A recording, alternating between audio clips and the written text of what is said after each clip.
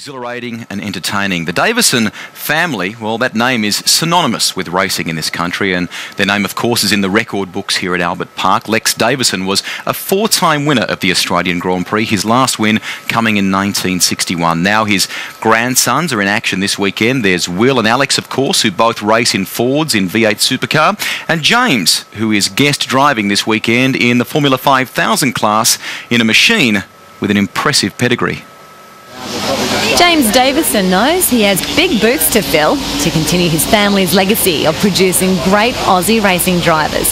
His grandfather Lex set the bar, winning 4 Grand Prix down under, with his dad and Uncle Richard also proving a force behind the wheel. Richard in Formula 2 won the championship, and my father finished runner-up in the 1980 Gold Star.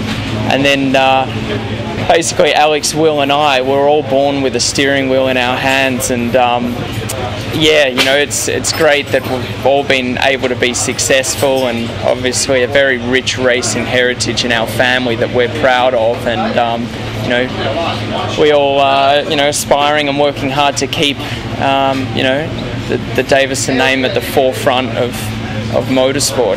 James has been establishing his driving career in the US, but he's back home for his first race at Albert Park in the Formula 5000. It's great to be here. I've never driven here. I've driven at the Canadian and United States Grand Prix at Indianapolis and Montreal, but never here at home. So yeah, I never thought I'd be driving the car my father drove in the 80s, and obviously Alan Jones before that. So yeah, I'm really happy to be here.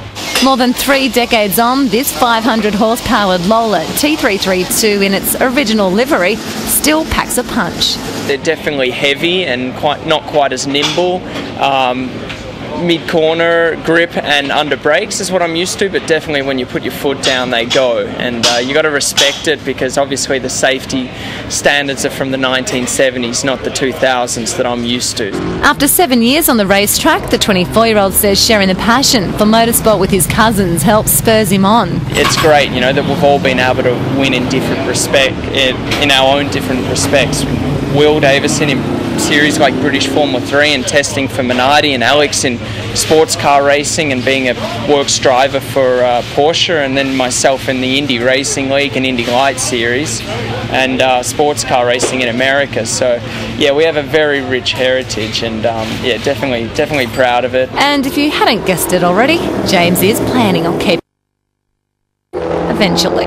It's at least 5 to 10 years down the track thinking about any of that, and I've got, you know, I've got a lot that I want to achieve in that time and get my own, you know, career established before, you know, getting, you know, to that stage of my life. But definitely, you know, I could definitely envision having a son and running him in go-karts.